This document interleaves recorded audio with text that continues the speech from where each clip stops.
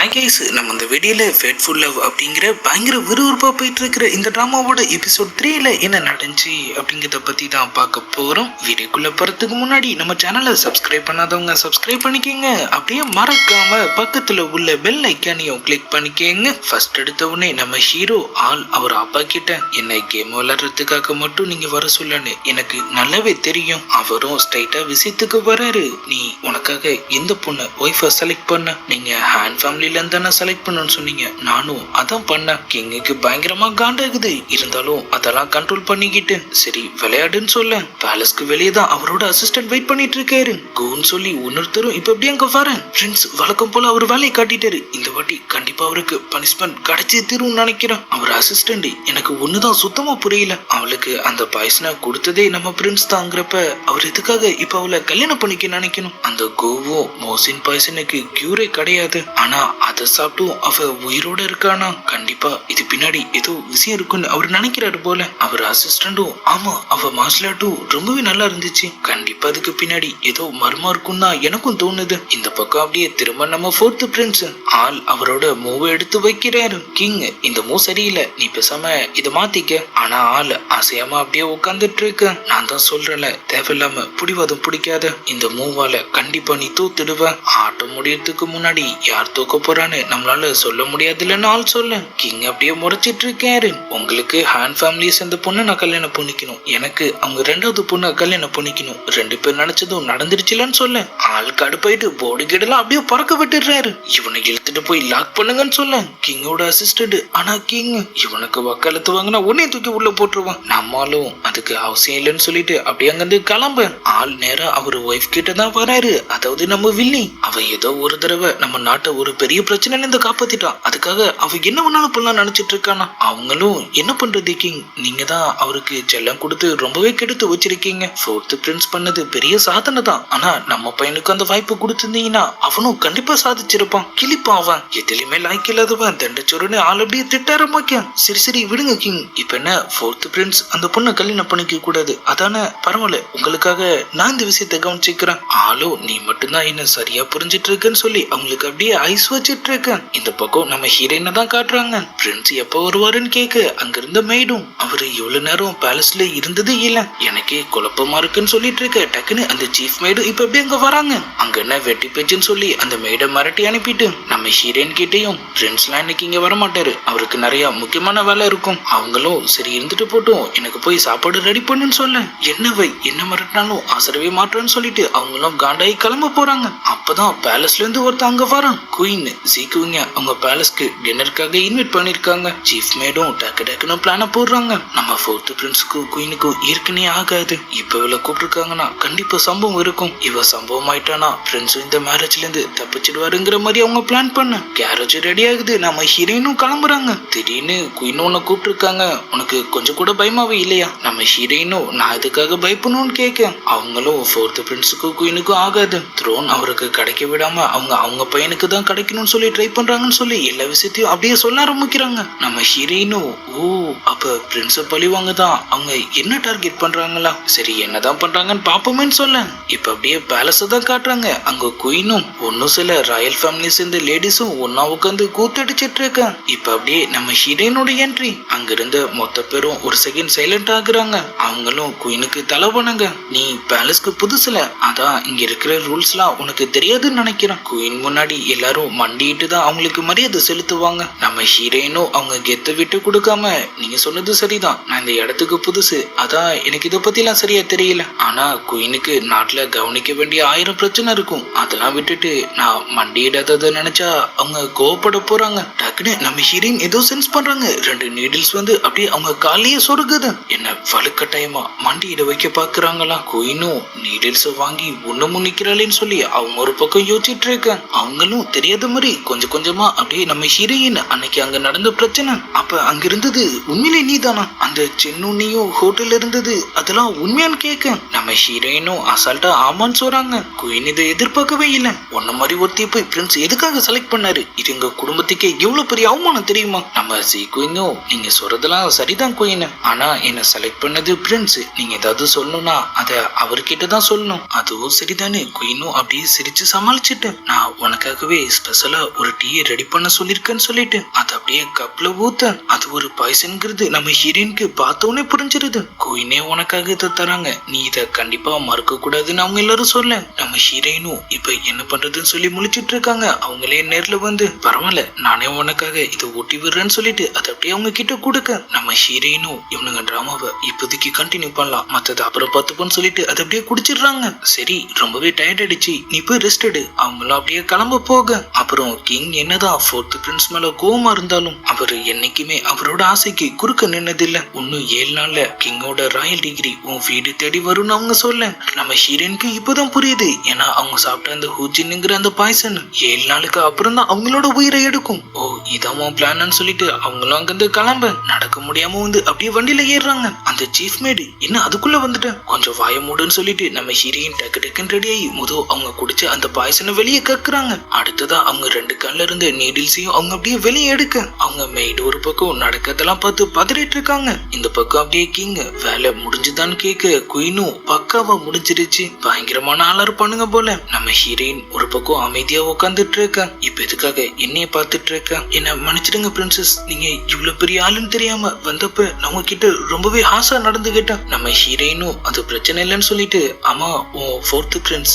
எப்படிப்பட்டவர், அவங்களும் அவரு ரொம்பவே டேலண்ட், ரொம்பவே நல்லவரும் கூட. அவரை பத்தி நம்ம டைன்கு நாட்டுல மட்டும் இல்ல லாங் அண்ட் கான்டினென்ட் ஃபுல்லாவே தெரியும். அவளையே நம்ம எதிரிங்களான ஜீலிங் நாட்டுல கூட அவரு ரொம்பவே ஃபேமஸ். அவங்களும் நைஸா அவர்கிட்ட இருக்கிற அந்த டிராகரை பத்தி கேக்குறாங்க. நான் பிரின்ஸோட மேன்ஷனுக்கு வந்ததுல இருந்தே அது அவர்கிட்ட தான் இருக்கு, மத்தபடி எனக்கு எதுவும் தெரியாது. நம்ம ஹீரோயினும் அந்த டிராகரை பத்தி அப்படியே யோசிச்சுட்டு இருக்க. இந்த பக்கம் கிங் நீதான் வேலையை முடிச்சிட்டீல, அப்படின்னா நான் ஃபோர்த் பிரின்ஸையும் அவனோட ஆளுங்களையும் ரிலீஸ் பண்ணட்டுமா? இல்ல அவசரப்படாதீங்க, ஹூஜி பாய்சன் கொஞ்சம் கொஞ்சமா தான் வேலை செய்யும், அத சாதாரணமா எந்த டாக்டர்ஸாலையும் கண்டுபிடிக்க முடியாது. ஆனா பிரின்ஸ் சாதாரணமான ஆள் இல்ல, ஒருவேளை அவரை நீங்க இப்பயே ரிலீஸ் பண்ணி அவர் இந்த பாய்சனை கண்டுபிடிச்சிட்டாருன்னா ஏதாவது பண்ணி அவர் அதை கியூர் பண்றதுக்கு வாய்ப்பு இருக்கு. அதனால சரியா 7வது நாள் அவரை ரிலீஸ் பண்ணுங்க, அப்ப அவர் அதை கண்டுபிடிச்சா கூட அவரால் எதுவும் பண்ண முடியாதுன்னு அவங்க சொல்ல அப்படியே கட் பண்ண நம்ம ஹீரோயின் விதவிதமான சாப்பாடு எல்லாத்தையும் அப்படியே அடிச்சு நவுத்திட்டு இருக்காங்க. அவங்களோட ஒரு மெயின் நீங்க கேட்ட மெடிசன் ரெடி ஆயிடுச்சுன்னு சொல்லி அது அங்க கொண்டு வர பிரின்சஸ் இது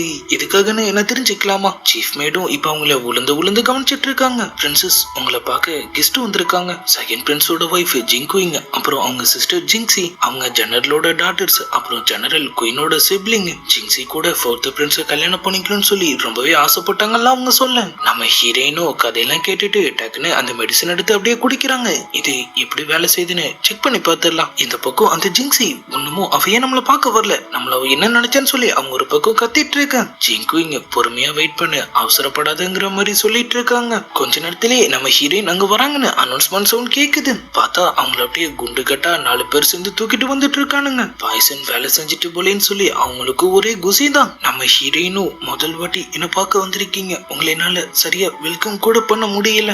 ஜிங்ஸி உன் வெல்கம்லாம் யாருக்கு தேவை, உன்ன மாதிரி ஒரு மோசமான ஒருத்தி ஃபோர்த் பிரின்ஸை எப்படி கல்யாணம் பண்ணிக்க முடியும்னு கேட்க நம்ம ஹீரோயினும் லைட்டா எமோஷன் ஆயிட்டு நீ நீ என்ன சொன்னு சொல்லிட்டு டக்குன்னு அப்படியே மயக்கமாயிடுறாங்க. அங்க இருந்த எல்லாரும் அப்படியே கதற ஆரம்பிக்க ஜிங்குயிங்கும் பழி நம்ம சிஸ்டர் மேல விழுந்துற போதுன்னு சொல்லிட்டு நீ வாய வச்சுட்டு சும்மாவே இருக்க மாட்டேன்னு சொல்லி அவங்கள பிடிச்சி திட்ட ஆரம்பிச்சிடுறாங்க. ஜிங்ஸியும் தயவு செஞ்சு கண்ணை முழிச்சிருன்னு சொல்லி அவங்க ஒரு பக்கம் பதற ஆரம்பிக்க நம்ம ஹீரோயினும் அப்படியே எந்திரிக்கிறாங்க. திரும்ப அவங்கள கைய காமிச்சு அவங்கள அப்படியே கிட்ட கூப்பிட யார பார்த்து மோசமானவன் சொன்ன, என்னதான் சொன்ன, நான் தான் ரொம்பவே மோசமானவன். அப்ப நான் யாரு, நீ ஃபோர்த் பிரின்ஸ கல்யாணம் பண்ணிக்க போற பிரின்சஸ். அவங்க டக்குன்னு ரத்தத்தை அப்படியே அவங்க மூஞ்சிலே துப்புறாங்க. ஜிங்ஸியும் அப்படியே கதற ஆரம்பிக்க நம்ம ஹீரோயினும் எனக்கு வந்த பிரச்சனை என்னன்னு தெரியாது, நீங்க ஜாக்கிரதையா இருந்துக்கங்க, ஒருவேளை இது பரவக்கூடியதா இருந்தா அப்புறம் உங்களுக்கும் என்னோட நிலைமை தான் சொல்ல டக்குன்னு அவங்க தலையும் தொங்கிடுது. அங்க இருந்த மைட்ஸ் எல்லாம் அப்படியே ஆள ஆரம்பிக்க ஜிங்குயிங் உடனே டாக்டர் கூப்பிட்டு செக் பண்ணுங்கன்னு சொல்றாங்க. நம்ம ஹீரோயின் சைட்ல இருந்து ஒரு டாக்டர் வந்து அவங்களை அப்படியே செக் பண்ண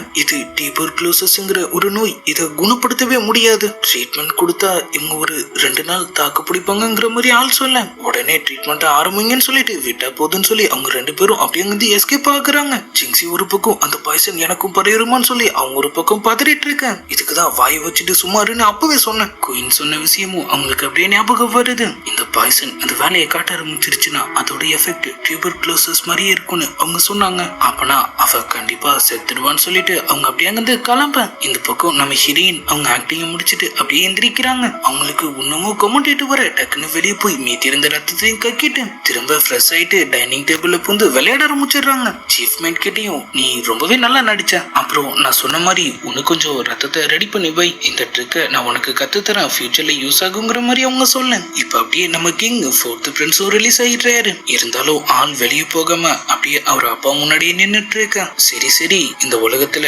எந்த அப்பா அம்மா தான் பசங்களோட பிடிவாதத்துக்கு முன்னாடி ஜெயிச்சிருக்காங்க, அவளையே கல்யாணம் பண்ணிக்கன்னு சொல்ல ஆளும் சம குசியா போயிடுறாரு. நாளைக்கு ராயல் டிகிரி அவங்க வீட்டுக்கு வரும். நம்ம ஹீரோவும் அப்படியே வெளியே வர அவரோட அசிஸ்டண்டும் டாக்டர் கூன் சொல்லி ஒருத்தரும் இப்ப அப்படியே அங்க வராங்க. ஃப்ரெண்ட்ஸ், நீங்க அரெஸ்ட் ஆன விஷயம் தெரிஞ்சு உங்களை பார்க்க நாங்க வந்தோம். ஆனா கிங் எங்களையும் லாக் பண்ண சொல்லிட்டாரு, இப்பதான் ரிலீஸ் பண்ணாருன்னு சொல்ல நம்ம ஹீரோக்கு ஏதோ தப்பா இருக்குன்னு லைட்டா டவுட் வருது. அப்புறம் நீங்க உள்ள போன அன்னைக்கு சீக்குங்க குயின் டீ பார்ட்டிக்கு இன்வைட் பண்ணிருக்காங்க. அடுத்த ஒரு சில நாள்லயே அவங்களுக்கு டியூபர்குலோசிஸ் வந்துட்டதா கார்ட்ஸ் பேசிட்டு இருந்ததை நான் கேட்டேன்னு ஆள் சொல்ல நம்ம ஹீரோவும் லைட்டா யோசிச்சுட்டு சரி வாங்க நம்ம போய் அவளை பார்க்கலாம். அப்படியே எபிசோட் 3யும் முடியுது. ஃபர்ஸ்ட் எடுத்த உடனே நம்ம ஹீரோயினை தான் காட்டுறாங்க. அவங்க வழக்கம் போல ரொம்பவே முடியாத மாதிரி ஒரு ஆக்டிங்க போட்டுட்டு இருக்கு. நம்ம ஹீரோவும் இப்ப அப்படியே அவங்கள பார்க்க வராரு. நம்ம கோவா அவங்கள செக் பண்ண சொல்ல நம்ம ஹீரோயின் இல்ல என்ன ஏற்கனவே என் டாக்டர் செக் பண்ணிட்டாரு, நான் இப்ப நல்லதா இருக்குன்னு சொல்றாங்க. நம்ம ஹீரோ ஆனா உன்னை பார்த்தா அப்படி தெரியலையே, ஒருவேளை வேற எதையாவது மறைக்க பாக்குறியான்னு கேட்க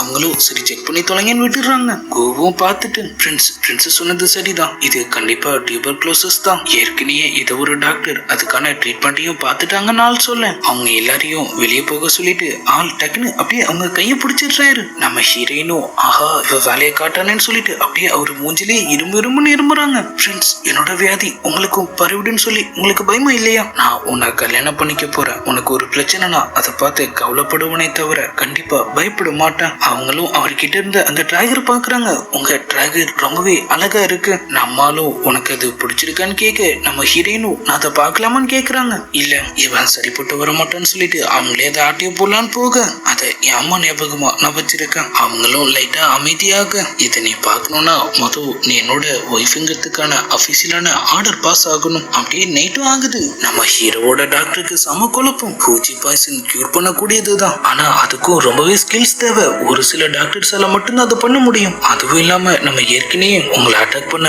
மோசின் பாய்சனையும் அவளுக்குள்ளதான் அனுப்பியிருந்தோம், அதையும் அவ சமாளிச்சிருக்கானா. எனக்கு என்னமோ அவ பாடியால எப்பேற்பட்ட பாய்சனையும் நியூட்ரலைஸ் பண்ண முடியும்னு தோணுது. இந்த ஒட்டுமொத்த லாங் அண்ட் கான்டினென்ட்லயும் ஒரு இடத்த சேர்ந்த மக்களால மட்டும்தான் அது முடியுங்கிற மாதிரி ஆள் சொல்ல ஃப்ரெண்ட்ஸும் இப்ப அதை பத்தி தான் தீவிரமா யோசிச்சுட்டு இருக்கிற மாதிரி தெரியுது. இப்ப அப்படியே அடுத்த நாள் நம்மால் நம்ம ஹீரோயினோட சீஃப் மேட கூப்பிடுறாரு. அன்னைக்கு நைட்டு நீ அவ கூட தானே இருந்த, உண்மையை சொல்லு என்ன நடந்துச்சு? ஃப்ரெண்ட்ஸ், என்ன மன்னிச்சிடுங்க, நான் உங்ககிட்ட இருந்து எதையும் மறைக்கணும்னு நினைக்கல, ஆனா பிரின்சஸ் தான் இந்த விஷயம் உங்களுக்கு தெரிய வேணான்னு கேட்டுக்கிட்டாங்க, எதா இருந்தாலும் நீங்க அவங்க கிட்டே கேட்டுக்கங்கன்னு சொல்ல அவரும் லைட்டா ஸ்மைல் பண்ணிட்டு அப்படியே அங்க கிளம்புறாரு. நம்ம ஹீரோயின் உள்ள ஃபுல் கட்டிட்டு இருக்காங்க. திடீர்னு பிரின்ஸ் அப்படியே அங்க வர முழுங்கிட்டு இருந்த வாழைப்பழத்தை துப்பிட்டு அஹன்னு சொல்லி அப்படியே இருமல் போடுற மாதிரி ஆக்டிங் போடுறாங்க. என்னன்னு தெரியல பிரின்ஸ், இப்பெல்லாம் என்னால சரியா சாப்பிட கூட முடியறது இல்ல. அவரும் அப்படியே அந்த டேபிள்ல இருந்த ஐட்டத்தெல்லாம் பார்த்தாலே தெரியுது. இன்னைக்கு நமக்கான ராயல் டிகிரிய அப்போ பாஸ் பண்றேன்னு சொல்லியிருக்காரு, அதை ரிசீவ் பண்ண நீ உன் வீட்டுல இருக்கணும் கண்டிப்பா பிரின்ஸ்ன்னு சொல்லிட்டு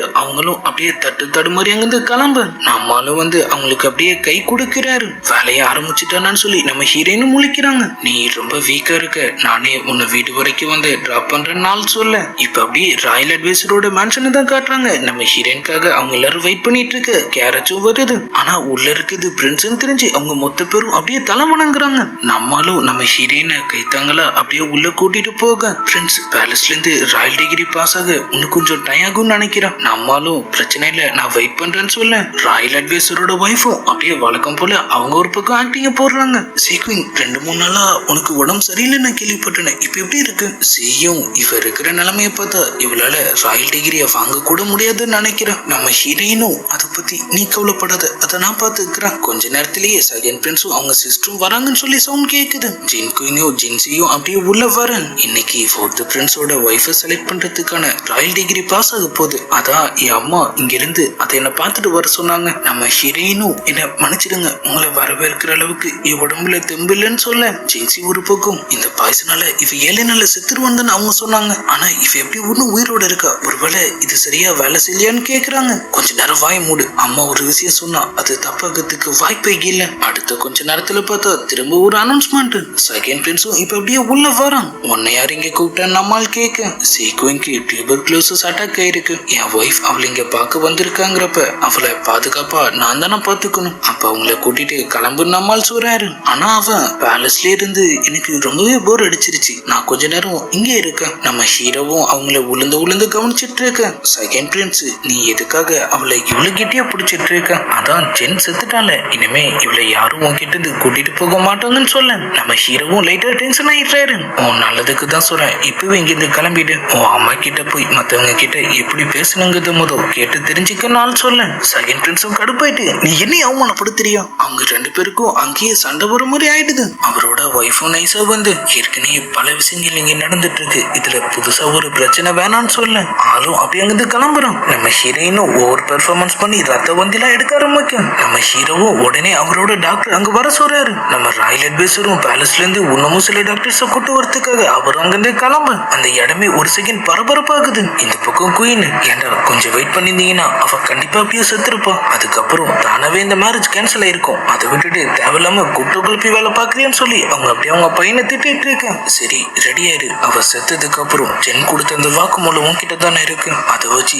ஜீமாலையும் பழிய போட்டு ராயல் அட்வைசரோட ரெண்டு பொண்ணுங்களுமே காலி, அதுக்கப்புறம் ஃபோர்த் பிரின்ஸுக்கு எப்படி அவரோட சப்போர்ட் கிடைக்குதுன்னு நானும் பாக்குறேன்னு சொல்ல இந்த பக்கம் கு நம்ம ஹீரோயினை செக் பண்ணிட்டு இருக்காரு. நம்ம ஹீரோவும் கண்ணாலேயே சிக்னல் கொடுக்க அவரும் கொஞ்சம் வெயிட் பண்ணுங்க பிரின்ஸ், இதை பத்தி மற்ற டாக்டர்ஸ் கிட்ட நான் டிஸ்கஸ் பண்ண வேண்டியது இருக்கு. இவர் ஒரு பக்கம் டயத்தை ஓட்டிட்டு இருக்கு. இப்ப ராயல் டிகிரியும் அங்க வருது. கிங்கோட அசிஸ்டன்ட்டுக்கு ஒண்ணுமே புரியல, இத அவங்களால வாங்கிக்க முடியுமா? நம்ம ஹீரோவும் அவங்கள கூட்டிட்டு வந்து அப்படியே முன்னாடி உட்கார வைக்க தயங்கி ஆளும் அதை அப்படியே படிக்கிறாரு. நம்ம எல்லாரும் எதிர்பார்த்ததுதான், கிங் ஃபோர்த் பிரின்ஸ்க்கு நம்ம ஹீரோயினை கல்யாணம் பண்ணி வைக்க சொல்லி அதுல போட்டிருக்கு. அவங்களும் தாங்கன்னு சொல்லி தடுமாறி அதை வாங்க போறாங்க.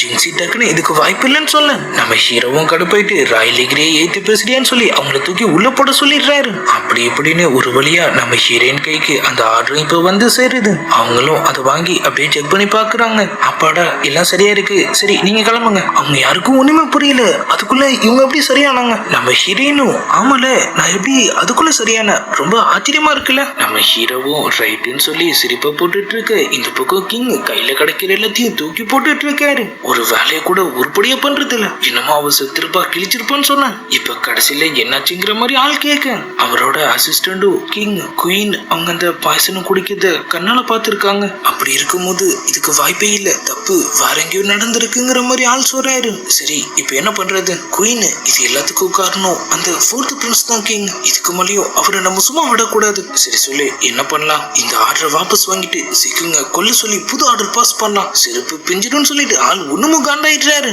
நான் பாஸ் பண்ணது கோல்டன் டிகிரி, அதை திரும்ப வாங்கணும்னா என்னோட மரியாதை என்ன ஆகுறது? அப்புறம் உங்க எல்லாருக்கும் ஒண்ணு சொல்ற, நல்லா கேட்டுக்கங்க. ஃபோர்த் பிரின்ஸ் நம்ம நாட்டோட அடையாளம் மரியாதை எல்லாமே அவங்க கிட்ட தான் இருக்கு. ஒன்னொரு வாட்டி அவனை பத்தி தப்பா பேசுற வேலை வச்சுக்காதீங்க. குயினும் மண்டையாட்டிட்டு இருக்கு. அந்த ஜென்னோட கேஸ் ஒண்ணுமோ விசாரணையில தானே இருக்கு, அத கொஞ்சம் என்னன்னு பாரு. நம்ம செகண்ட் பிரின்ஸும் ஜின்குயும் அவங்க அம்மாக்காக வெயிட் பண்ணிட்டு இருக்காங்க. அவங்களும் இப்ப அப்படியே அங்க வராங்க. கிங் என்ன சொன்னாரு? அவருக்கு சீக்குங்க ஃபோர்த் பிரின்ஸுக்கு கல்யாணம் பண்ண சுத்தமா விருப்பம் இல்ல. அதே நேரத்துல பிரின்ஸையும் அவரை கஷ்டப்படுத்த கூடாதுன்னு நினைக்கிறாரு. ஜென் கேஸ் மூலியமா இதை நிறுத்த ஏதாவது வழி இருக்கான்னு அவரை பார்க்க சொல்லியிருக்காருன்னு அவங்க சொல்ல இது ஒரு நல்ல ஐடியா தான். ஏன்னா அவர் சத்தினால தான் நம்ம ஹீரோயின் இப்ப நம்ம ஹீரோவை கல்யாணம் பண்ணிக்க ஒண்ணுமே ஈஸியா இருக்கு. அப்பனா பழிய அவ மேல போட்டுடலாமாங்கிற மாதிரி அவங்க பிளான் பண்ண ஜின்குய். ஆனா ஹூஜி பாய்சன் எடுத்தும் அவ எப்படி சாகாம இருந்தா அதை பத்தி நம்ம யோசிக்கவே இல்லையே. குயினுக்கும் அதான் ரொம்பவே டவுட்டா இருக்கு. ஏன்னா அந்த டைத்துல நம்ம ஃபோர்த் பிரின்ஸ் கூட ஜெயில தான் இருந்தாரு. அவனோட சப்போர்ட் கூட இல்லாம அவ எப்படி இதுல இருந்து தப்பிச்சிருப்பா? இது என்னங்கதையும் கண்டுபிடிங்கன்னு சொல்ல இந்த பக்கம் நம்ம ஃபோர்த் பிரின்ஸ் அவரும் நம்ம ஹீரோயினை பத்தி தான் விசாரிச்சுட்டு இருக்காரு. அவருக்கான தகவலும் இப்ப அங்க வருது.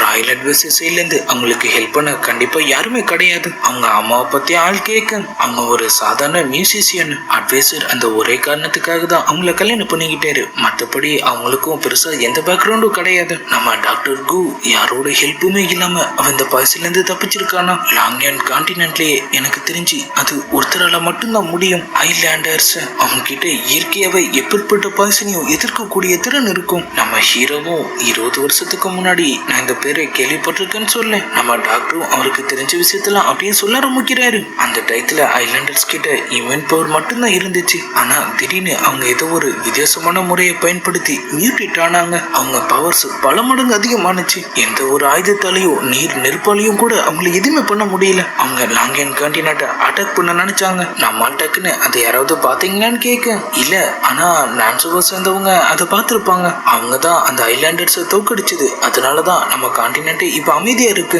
அவங்க மியூட்டேட் ஃபார்முக்கு பேர் கூட ஹியூமன் பப்பட்னு ஆள் சொல்ல.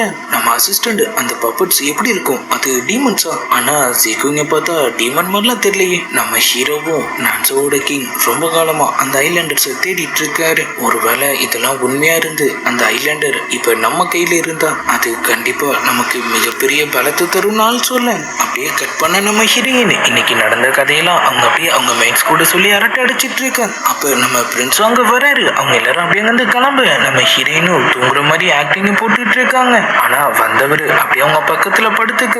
நம்ம ஹீரோயின் இது சரி போட்டு வராதுன்னு சொல்லிட்டு அப்படியே தூங்கி முழிக்கிற மாதிரி ஒரு ஆக்டிங்க போடுறாங்க. அட பிரின்ஸ், நீங்க இப்ப இங்க வந்தீங்க? நம்மளும் நான் வந்ததை நீ பார்க்கவே இல்லைன்னு சொல்லி லைட்டா சிரிப்பா போட்டுட்டு இப்பதான் ராயல் டிகிரி பாஸ் ஆயிடுச்சுல. நம்ம ஹீரோயினும் அப்படியே யோசிக்கிறாங்க.